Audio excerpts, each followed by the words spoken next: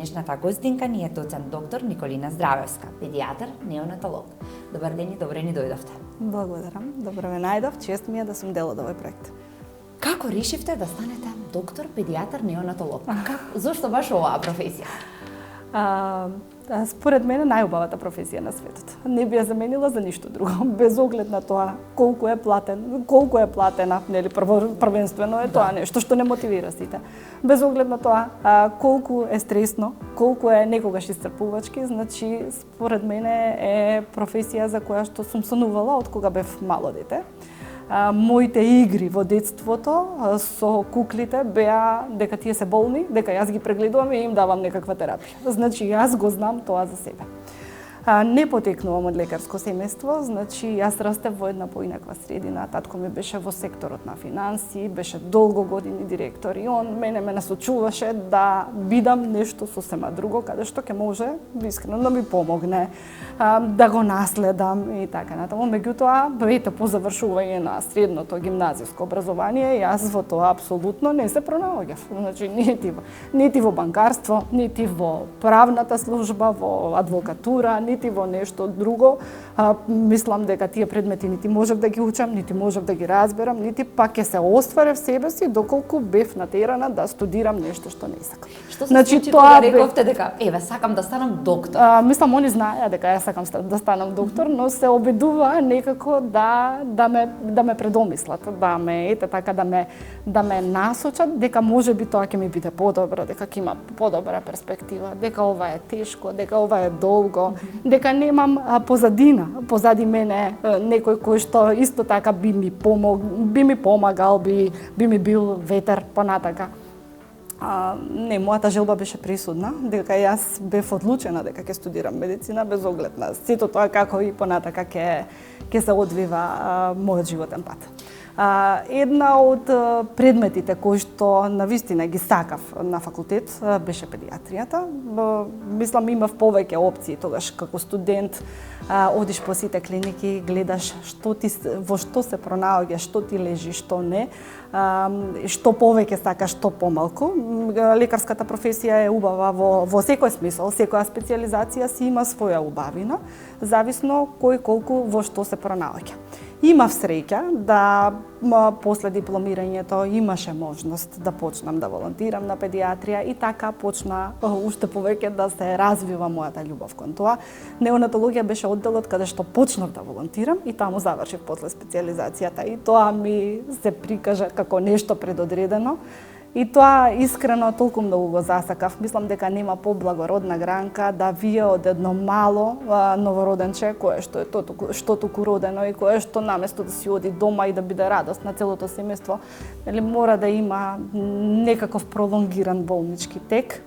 Меѓутоа тука да помогнете вие и да тоа после тоа расте во едно здраво и среќно дете. Мислам дека нема поголема убавина, дека нема нешто што е поголема сатисфакција за еден доктор. Знаете колку јас се осеќам убаво кога мене после 10 години ме препознаваат дечиња во парк, во маркети, и родителите ме препознаваат практично и кога ќе ми кажат дека доктор ќе го знаете ли ова дете кое што беше кило и пол и беше кај вас на оддох. Или кое што било со некаква диагноза, со некаква патологија, кое што го гледате сега дека е едно здраво, едно среќно и едно безгрижно дете. Мислам, тоа нема цена. Тоа е една лична сатисфакција која што ти дава волја, практично, за ти и понатака тоа да го правиш безрезервно. Значи, да се вложуваш максимално за да постигнеме максимум. Значи, да ние дадеме здравје за цел живот понатака. Затоа што неонатологијата е тоа практично. Тоа е нешто каде што може да влиеш на здравјето во целиот живот понатака. Не за џабе се тие 1000 дена први, кои што се златна можност за да ние од надворешната средина влијаеме на поволниот развој и на долгорочниот здравствен бенефит. Воопшто кај пациентите тие 1000 дена се први 1000 дена периодот од бременоста, значи од онаа концепција и првите 2 години кога интензивно се развива, особено за развојот на мозочето Значи со се ние тука со нашите совети, со спроведување на адекватна исхрана, со обезбедување на некаква терапија која што му е неопходна во тоа, да обезбедиме да тоа дете понатаму биде здраво, среќно, безгрижно како што треба да биде.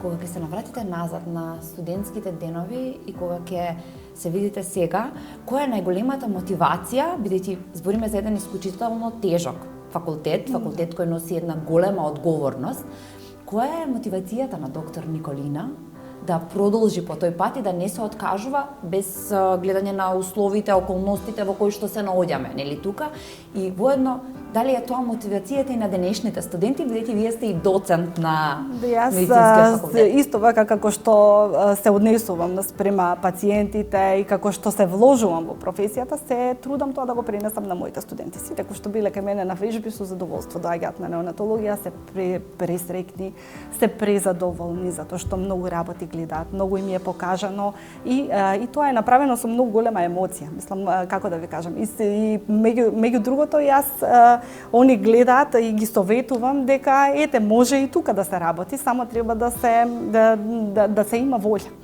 Дека треба до нас е тоа. Може и тука да се створат услови за да ни биде пријатно на работното место и да си наоѓаме сатисфакција, односно задоволство во тоа што секојдневно го работиме. Се обидувам да им го пренесам тој ентузијазам и на студентите и на специјализантите. Студентите слушаат педиатрија, во главно оние кои што се општа медицина. Медицинскиот факултет е тежок, е долг, понатака има долго стажирање, па специјализација, значи тоа е еден поприлично долг период споредбено со другите кога они се финансиски несамостојни и сепак тоа во одреден период ги депримира. Знаеме, има тренд еден на иселување, они уште од студиски денови се спремаат за негдека во западните европски земји каде што ќе имаат подобри услови, каде што ќе имаат веднаш платена работа, обезбедена специјализација. Тука не е во нашата услова, во нашата држава се е така како што би требало да биде. Меѓутоа, сепак мислам дека штета е да ги изгубиме тие студенти затоа што дома е најубаво. Да. Нигде не е сонцето толку светло. Така е, дома е најубаво. Сега кога станува збор за вашите деца и кога ќе имате некое прашање поврзано со здравјето на вашите деца, дали го користите вашето знаење или прашувате некои колеги, бидејќи го имате оној мајчински инстинкт, да прашам јас друг лекар да не размислува поинаку од мене? Тоа не е уопште погрешно, така да тоа нити е за осуда, нити е, мислам, и сите ги разбирам, и колеги, и педиатри, и специјализанти кои што доаѓаат кај мене и кои што ме консултираат за детето, особено доколку е новороденче. Неонатологијата е малку по-специфична педиатриска субспецијалност и тука дури педиатрите некако од одговорност се оградуваат. Јас имам едно дете кое што одраѓање го гледам под лупа по педиатриски и за се нешто му наоѓаш мани и преувеличуваш. Во принцип сама ги решавам проблемите. Ние двајцата сме педиатри, така да меѓутоа за нешто не е лошо апсолутно и за одговорност и за чисто споредба на мислење да се побара консултација, да се побара да се консултира колега. Тоа сакам да кажам, дали тој паничен мајчински инстинкт, например, што јас го имам многу често дома, го имаат и лекарите, бидејќи е интересен тој сегмент. Да, го имаат, апсолутно го имаат, ние и повеќе го имаме, така да јас гледам еве например колку се порелаксирани родителите на децата во училиште, колку ние се потресуваме и од инфекции од се, затоа што гледаме таму разни компликации. Тоа ние сме веќе професионално истравматизирани и мислам и децата ни се такви. Така да го имаат и лекарите, не се секирете. Мислам колку се луѓето пообразовани, помедицински писмени, толку се посвесни за одредени компликации кои што може да настанат, така да тоа е сосема нормално и сосема очекувано да и се преувеличува, да и се бара помош кога не е потребна, меѓутоа некогаш е потребен разговор, само и една консултација, едно ослободување дека не е нешто загрижувачко. Така да, апсолутно, јас ги разбирам и родители и колеги. Сум се нашла некогаш во ситуација да ми треба да споделам мислење, било со резултати, било со нешто, било што. Инаку ние сме многу попредпазливи и многу позагрижени затоа што сме секојдневно соочени со разни компликации за кои што другите луѓе не се свесни дека може да настанат од една обична вироза или од било каква инфекција може да настане нешто што никој не очекува и што никој не посакува. Сега кога ти го гледаш секојдневно тоа во клиничката пракса, веднаш асоцираш дека можеби тебе ќе ти се случи или на твоето дете ќе се случи. И знаете, тие се поподложни кон правење на анализи, не паѓа температура, па правиме анализи, па правиме проширени анализи, па испитуваме што е причина за сето тоа. Се подетално и подетално. Се подетално, додека другите, например, пола одделение не оди во школа, никој не пријавува што е тоа и како е. Да не бевте доктор. Дали имате некоја друга професија која што би одбрале? Јас не можам да се замислам да работам нешто друго, апсолутно. Значи, тоа ми е нешто што сум сонувала од мала. Педиатријата ми е како, јас мислам сега изминатиот период, јас сум веќе 13 години специјалист педиатар, така да јас сега тешко ми е и на адултна медицина да се пренасочам. Значи, тоа е нешто што навистина го сакам. Неонатологијата е шлак во педиатријата и за тоа треба љубов. Навистина тоа треба да сакаш да го работиш. И педиатрите генерално малку е поспецифична, малку пациентчињата се така клиничката слика се менува, се преклопуваат симптомите, одговорно е, за брзо време настанува влошување и дури специјалистите педиатри се малку порезервирани кога е за тоа, меѓутоа тоа се работи единствено само со љубов доколку тоа го сакаш. Тогаш и така да јас не можам да замислам друга професија. Изминатиот период како сум ангажирана на медицинскиот факултет, од асистент, па научен соработник, па доцент, сега сум во постапка за избор на вонреден професор. Значи, се пронаоѓам се повеќе и во другата наставната дејност, така да таа работа со студентите ми представува едно исклучително задоволство и со специјализантите, апсолутно, како едукатор нивни, за да го принесам своето знаење, да го принесам ентузијазмот, љубовта кон педиатријата и кон неонатологијата, да ги заинтригирам да засакаат педиатрија, да ги заинтригирам да засакаат научно-истражувачка работа, да презентираат теми на конгреси, да презентираат случаи интересни, така да тоа ми дава една поинаква енергија и тоа ми го разбива на секојдневие. Вие сте со бебето од неговото самораѓање, да. Го гледате како расте, се грижите за него без разлика дали станува збор за бебе родено во термин или предвремено родено бебе. Ме интересира кога станува збор за кожата, бидејќи некако кожата на бебето има прва контакт со надворешната средина, па ме интересира која е вистинската козметика со кое што бебето треба да се запознае на сам почеток, дали има нешто одредено, нешто што мајките мора да користат на почеток за да ја заштитат таа нежна и осетлива бебешка кожа. Кожата е исклучително комплексен орган, колку и да ние некогаш тоа ни е покрај другите болести, кожата ни е нешто што е споредно или меѓутоа тоа е најголемиот орган, тоа е пред се физичката бариера која што го одвојува нашето тело од надвршната средина и орган кој што има исклучителна важност во тој процес на транзиција, односно на тоа прилагодување на новороденчето за самостоен живот, затоа што тоа во амнионската течност си живее таму безбедно, каде што нема микроорганизми, каде што е влажно, каде што е топло, каде што е тивко и наеднаш излегува во еден суров свет, каде што треба да биде потполно самостојно. Свет кој што е ладен, кој што е бучен, свет кој што е од сите страни бомбардиран со разни микроорганизми и заради тоа има се она што треба да се превземе од поставување рано, skin to skin, значи кожа на кожа на абдоменот на мајката веднаш после раѓање, за да тоа се колонизира со нејзините бактерии, за да се развие тој кожен микробиом. Па и понатаму цела една физиологија на процесот на созревање на кожата.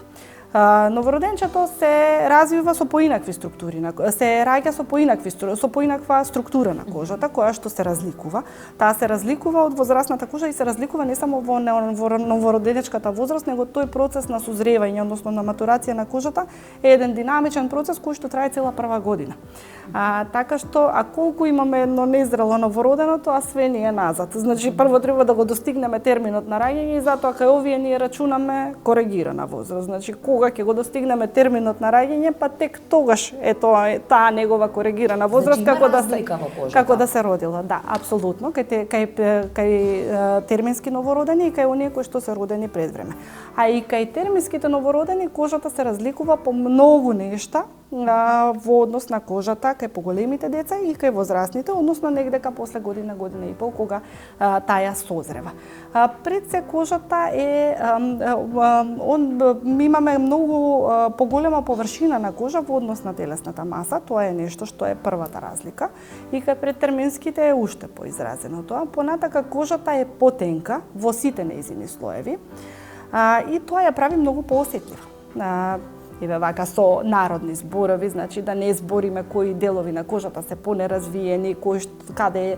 Меѓутоа таа е многу потенка, понатака се задебелува, се менува нејзината структура, а со самата таа што е потенка е многу пофрагилна, многу поосетлива. Прво е осетлива кон механички оштетувања, понатаму е осетлива кон навлегување на патогени микроорганизми. Осетлива е кон разни штетни дејства на хемиски агенси. Понатаму со тоа што имаме голема површина во однос на телесната маса, било што да се аплицира, многу полесно се ресорбира тоа, па може да помине и во циркулацијата и затоа може да ни направи реакција. Од нешто што е било што, може да ни изреагира бурно новороденчето. Тоа ми беше прашањето, како можеме да видиме дали некоја козметика му одговара на бебето, бидејќи слушајќи ве вака, едноставно навистина е важно каква козметика користиме кога прв пат ќе го запознаеме бебето со целиот овој нов храбар нов свет во кој што тој треба да се вклопи, па ме интересира како можеме да видиме. Апсолутно е важно каква козметика ќе користиме. Нешто што препорачуваме е да козметиката биде лабелирана, односно означена дека е за бебе, за новороденче. Сега имаме понатака варијации и гледаме дека доколку кожата е сува, доколку покажува некакви знаци на иритација, тогаш пристапуваме кон оние кои што се сензитивни козметики, означени како козметики за сува, за сензитивна, за осетлива кожа, за атопични дерматити и така натаму. Значи тоа е, меѓутоа основно е кога се бира таа бебешка козметика со која што ние ја третираме кожата на новороденото, да биде тоа за новороденчиња, да биде базирана на природни состојки. Значи да ги има сите поминато оние предклинички, клинички тестирања и да е тоа докажано дека таа е безбедна за новороденечката кожа, да нема сапуни, да нема детергенти, да нема вештачки бои, да нема парфеми и така натаму. Значи важно е се тоа што е означено дека е за бебе, е практично клинички и предклинички тестирано и е безбедно за бебешката кожа.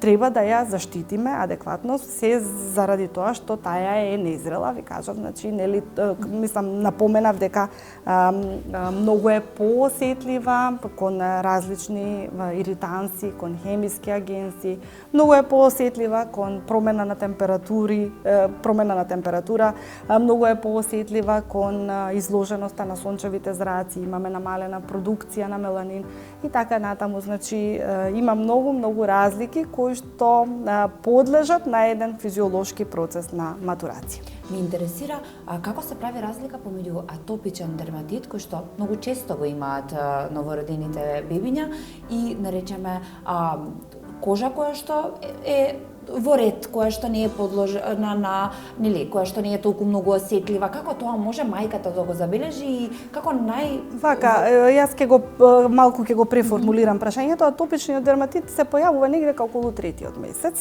така да тоа во новороденешката возраст, затоа што потребни се сите тие механизми имунолошки за да тоа. Меѓутоа, како ние кај едно најмало новороденче ќе препознаеме дека тоа има осетлива кожа, Прво ни е важна фамилиарната склоност. Доколку имаме алергиски болести во семејството, многу е веројатно дека и ова новородено ќе биде склоно кон алергиски иритации и кон сензитивна кожа. Понатаму многу често они имаат сува кожа, тие кои што се со осетлива кожа, сува е кожата која што со вообичаените новороденечки козметики не се хидрира адекватно и тука ние имаме индикација, односно би требало да ја советуваме мајката да примени некоја од колекциите кои што значени за сензитивна кожа, кои што ќе го одржува тој хидролипиден слој подолго време и ќе обезбедуваат адекватна влажност на кожата, затоа што сувата кожа особено може и да пука на оние прегибни регии, значи оние регии кои што се превиткуваат, кои што се проминентни зони и тоа да представува влезна врата за инфекции, за разни хемиски агенси, значи за уште понатамошни оштетувања и иритации на кожата.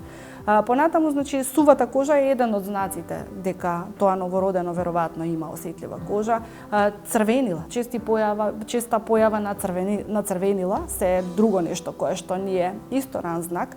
Имаме новороденчиња кои што како ги пипате вие со прстите, така црвена останува кожата, значи тоа е еден дермографизам кој што е исто друг знак за осетлива кожа. Понатаму имаме новородени кои што се склони, каде што имаме чести и повторувачки пеленски иритации и дерматити, и тоа ни е исто еден апсолутен знак дека ова новородено бара специјална нега на кожа. Значи тука немаме вообичаената нега на кожа со неутрални средства за бањење. Со него треба да биде нешто што е поминато на филтрите и што е означено за сензитивна кожа. Понатаму имаме долго одржување на тие акни кои што се појавуваат кај неонатусите и кои што исчезнуваат после 2-3 недели, кај некои дечиња тие перзистираат, појава на теменици на главата и тоа е многу често, кое што многу и некогаш треба упорен третман за да се отстрани. И оние атопични иритации кои што обично се појавуваат првично на кожата на образите, меѓутоа може и на други места и кои што се имунолошки посредувани, меѓутоа дури и во фамилии каде што имаме атопични иритации, атопични дерматити, таму се препорачува, значи каде што имаме позитивна фамилиарна историја за алергии, се препорачува нега на кожа стартно со сензитивна колекција, затоа што со самото тоа одржување на адекватна хидрација се смета дека ќе се превенира појавата на атописките промени или нивно влошување доколку некогаш се појават. Ви благодарам многу за ова ваше гостување. Јас верувам дека им помогнавме на сите мајки кои што имаат многу прашања во главата поврзани со кожата на нивните најмиле. Благодарам, беше задоволство. Почитувани, се гледаме во наредниот подкаст на Мама не си сама.